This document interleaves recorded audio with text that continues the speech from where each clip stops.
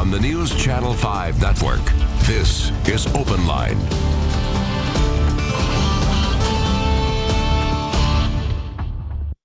Hello, everyone. Welcome to Open Line. Glad you are with us. It is July 8th, Wednesday, July 8th. And again, glad you're with us.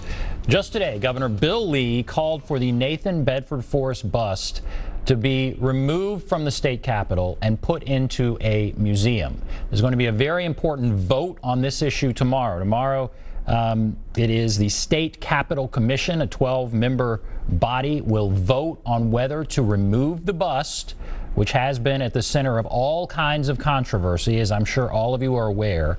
They will vote on whether or not to do that. And Governor Lee coming out today saying that that is his preference, that is what he wants, is certainly a change for the governor. And there are people who are very happy to hear that, and I'm sure there are people on the other side who may disagree with that. We have with us tonight, very happy to have with us, Representative Rick Staples from Knoxville. He is vice chair of the Tennessee Black Caucus, joining us via Zoom.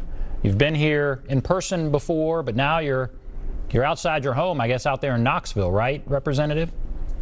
Yes, I'm out here in God's country in East Tennessee. It's good to be back with you today. Thank you. Thank you for being here. What did you think of what the governor said today? Were you surprised? What's your reaction? I have to admit that I was shocked, and it took me a moment to take it all in. As you know, it's been a rough journey for me to get to this point and presenting this legislation, and it lets me know that we planted a seed, even though I went through some battles. Some of those battles were on your show, but for the governor to make a bold and brave statement, that's the type of leadership that we need in this state right now as we move forward and trying to heal some of this pain that's been caused by racial divide. So it lets me know that the governor was listening and watching, and I believe he's done the right thing. So I want to keep him encouraged and appreciate his being brave. So just so that we're all on the same page, so that I even understand here, tomorrow the State Capitol Commission votes on this. If they vote to remove the bust, if they vote to take it down and put it in a museum, is it a done deal, or what has to happen? They have to go before the Historic Commission to get that approved. But if the governor has made a statement that's strong, they will kind of understand that when they meet, I believe in October, because they just met in June, that gives them carte blanche to respond to the governor's wishes. And once again, myself, Leader Harold Love, Senator Gilmore, Senator Ackberry, London Lamar, we fought for a long period of time to try to get to this point. And it doesn't matter who gets the credit as long as the job is done. And let this be the beginning. It's not the final, it's not the final word, it's not the final say. But tomorrow, members of the Capitol Commission get to be heroes to those of us that are citizens in the state of Tennessee. Do you think there's any chance they would go against the governor now and not remove the bust? Do you think they could vote to keep the bust tomorrow? I'm going to be as naive as a child on Christmas morning when he sees the shiny new bike and says, there's just no way they'll go against the governor. We're going to hold on to hope. I understand and really believe with the governor making that statement, and I know that the Capitol commissioners heard him loud and clear, and not just him, but they heard the body of the legislators who fought against this. They heard those that have been protesting and rallying in a peaceful manner, that we want to make sure that we are not less progressive than Mississippi, for Pete's sake. And we want to make this first step in change. And so I stand in full support of the commissioners in their vote. I want them to be encouraged and know that we all are looking to them to take the forefront and use their voice to make change happen. The winds of change are among us, and they're at the precipice to make this happen. And the governor has made some strong steps like a good leader should. Now, you've said a couple times, even just talking now, this is the first step. There are some, Senator McNally said, the radical left, make no mistake about it, wants to make this just the first of many things that are removed. They won't stop with the Nathan Bedford Forrest bust. Do you have what do you think about that? Do you have other things that you would like to see removed? Is this just the beginning? What about that criticism, concern, comment from Randy McNally and others? Racism is a cancer.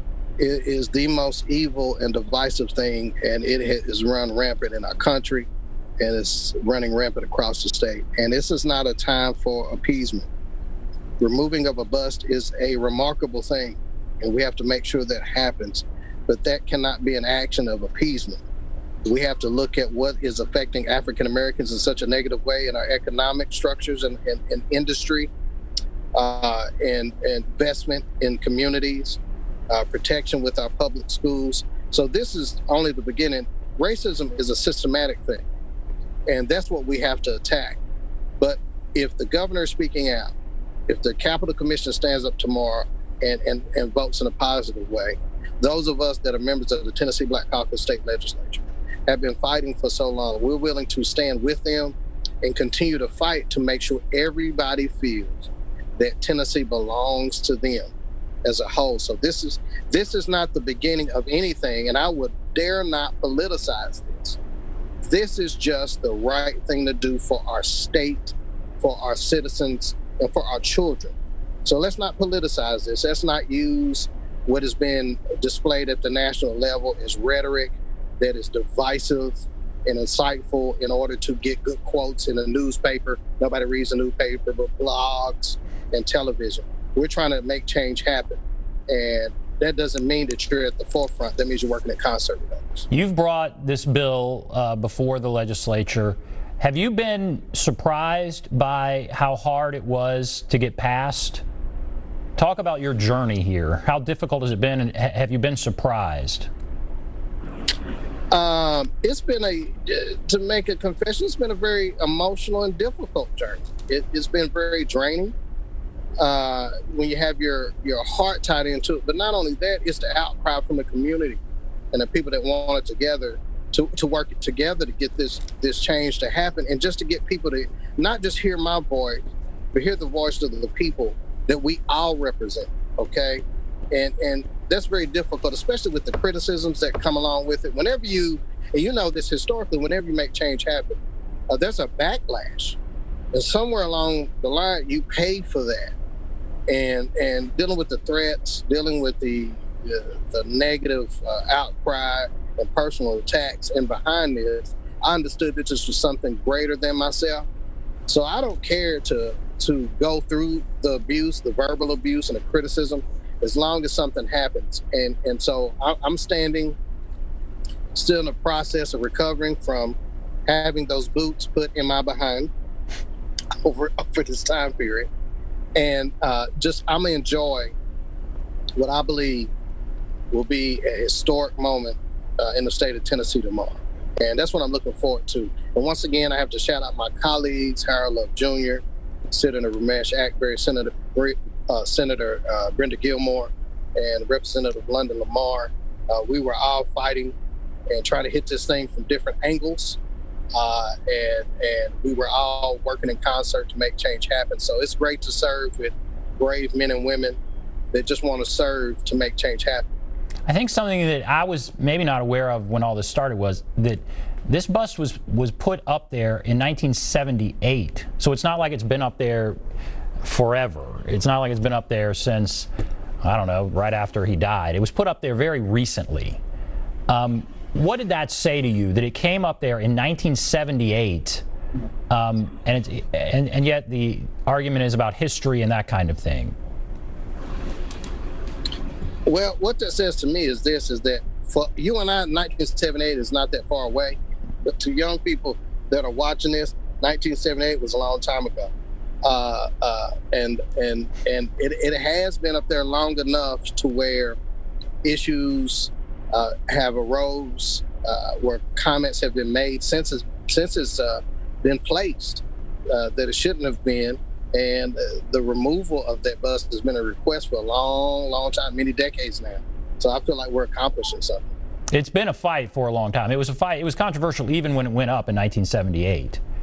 And yet, oh yeah, right. It's still damaging. And here we are, and it hadn't been taken down, and now it might be about to come down. And I'll start taking calls here in a moment, but just, and you maybe you've touched on this, but how meaningful is it to you that it does come down? And why so important to you and so many others? If you can put into words, because there are others who would say it's just a bust, no big deal. It is part of our history. We're not proud of it, but why not just leave it up there with others?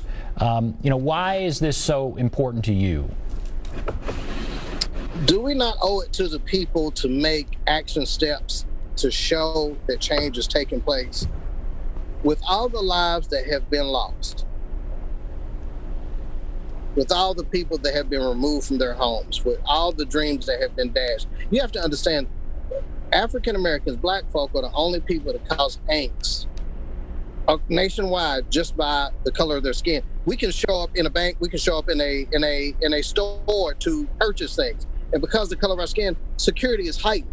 People's interactions with us change. Nobody wants to see their children have to deal with this type of thing. It broke my heart. It was a beautiful, peaceful rally, over 10,000 people that came through downtown while we were in session, led by a bunch of young girls, that are young teenage girls.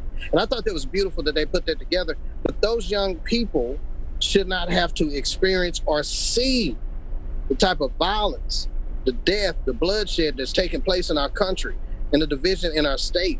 Their future is supposed to be brighter than that. So we have to get past just palatable conversations and really move with some action steps to say we're going to make change happen. And this is just the first step in it. You're making a mistake if you try to take the conversation into making symbols the action step, or that because we go after this bus, they're going after. Who is they? We're Americans. We're Tennesseans. So don't isolate us by a pronoun, first of all. Understand the meaning behind everything that we're looking to do. We owe it to our citizens. We owe it to our young people to make something happen that they can be proud of for once. They've seen us, especially this past June in the legislature, be so divided when they needed leadership that spoke to unification. This is a tremendous step that basically says, despite the color of your skin, we have heard and we understand that this is a symbol of pain for a sect of people, for a culture of people. And we want to take action for that. And that's why I support the governor in this action. He's making a bold and brave statement that he will be attacked for. He's making a bold and brave statement that others will threaten him. He's making a bold and brave statement, and he will feel lonely in doing this beyond just his family will be there with him. I know they will be, but he will feel isolated because of this. And then for the bravery to take place tomorrow with that vote, with those commissioners, it's important that we all embrace and say to them, we know this will be difficult, but change is difficult. We support you going through this, and we have your back. And that's the biggest statement that needs to be made, not divisive rhetoric and encouragement of division. And so it's so fascinating to me that it is such an important thing on both sides. And so now you think there's going to be heavy blowback, I guess, against the governor. And why do you think that is? Why? And we'll take some calls here in a moment, and maybe we'll hear. I'm sure we will.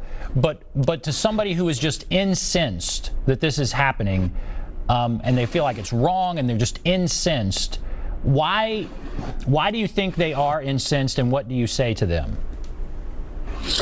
What I would say to those individuals that are just locked into the monument, the bust, and not understanding the movement behind it, I asked them to have a conversation. What I asked them to do, if anything, if you say that we're removing a part of history or not, they're moving it to the museum where Tennessee history is held.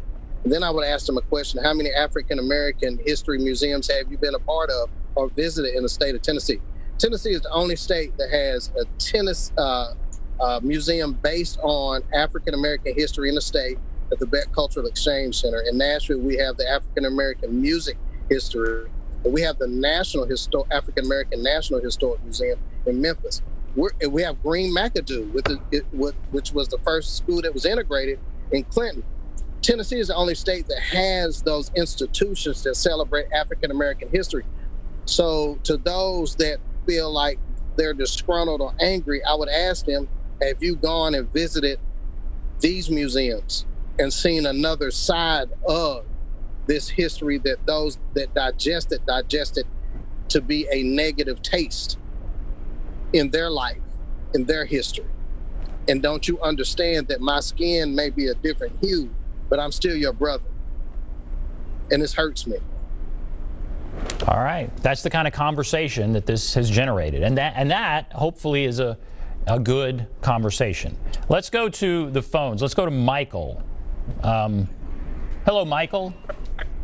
It's Derek, but no problem. Derek. Well, I'm a little off there. Go ahead, Derek. Go ahead.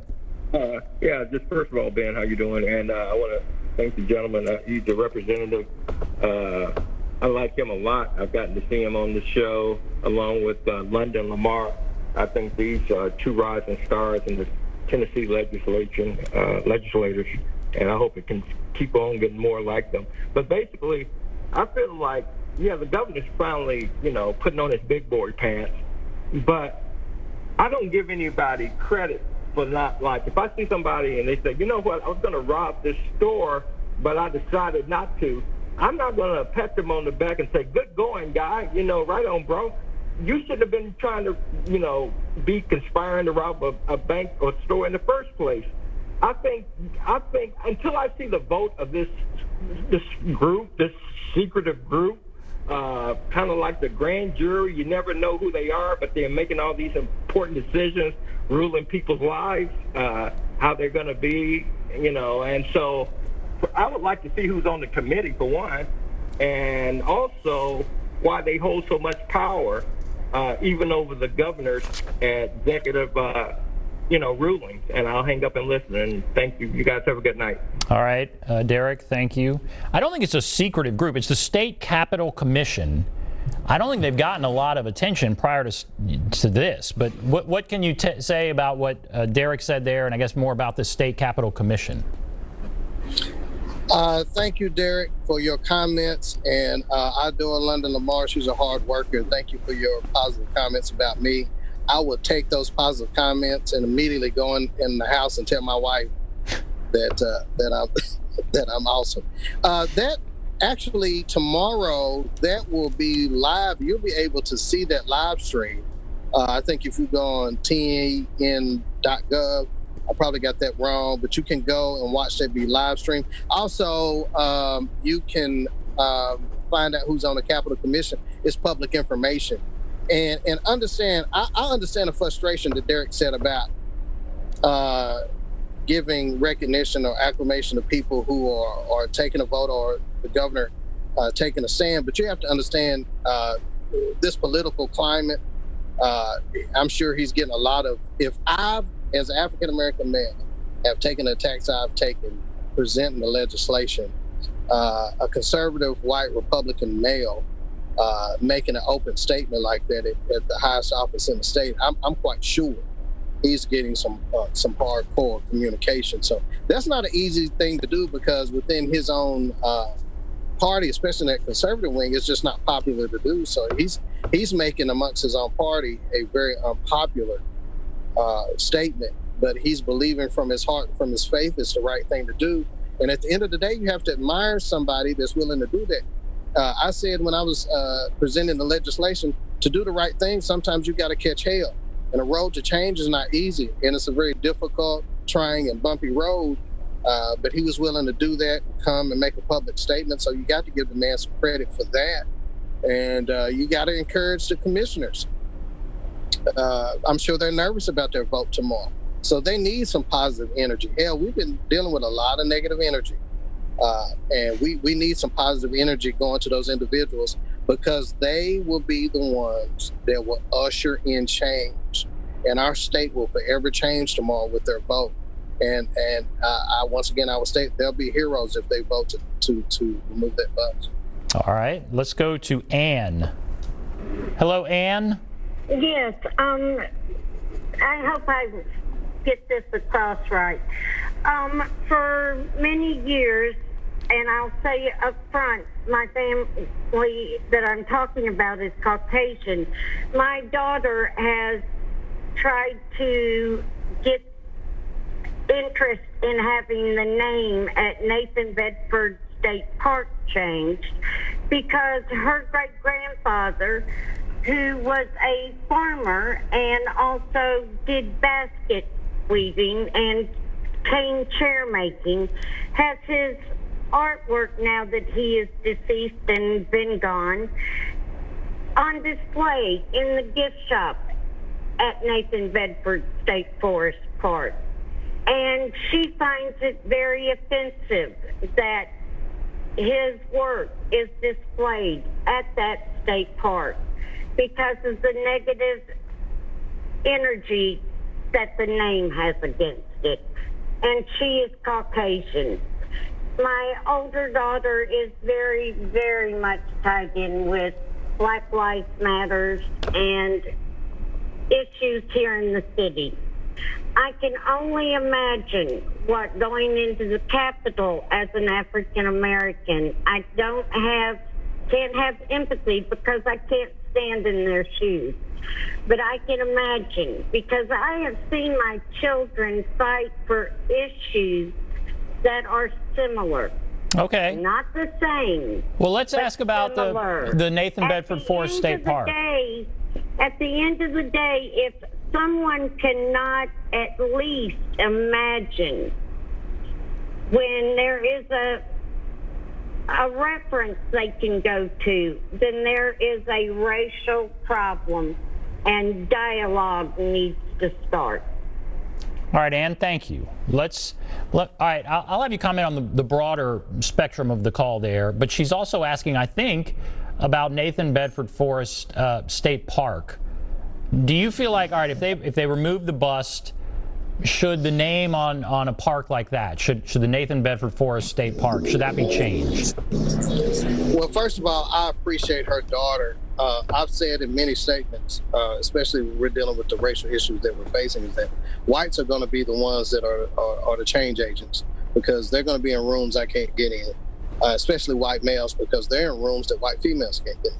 So I appreciate your daughter and the work she's doing to make change happen. And her voice needs to be heard. If she has that, it'll be a movement to make something like that happen. And she should take that amongst her due diligence to make that happen. And I also would like to mention the comment she made about being an African American who serves in the legislature having to walk past that bus every day. Reverend Dr. Harold Love Jr., Assistant Minority Leader, gave one of the best speeches dating back through history of his family going back to Georgia in slavery through the census, and carried us to when his family made it to Nashville and was brought by slaveholders to the state of Tennessee. What that says to him, and even more so his father, who had to walk past that bus every day. Is one of the best speeches I've ever heard. It's quite moving. So it's been difficult to have to deal with that. But thank goodness that we were in a position to present to the naming and designating committee to present this opportunity that, to be honest with you, I wasn't sure that it resonated. Even though it was a long, almost an hour-long debate, a little over, I stated how exhausting it was. But that seed took hold, and it evidently took hold in fertile ground because it yielded something that's now taking bloom.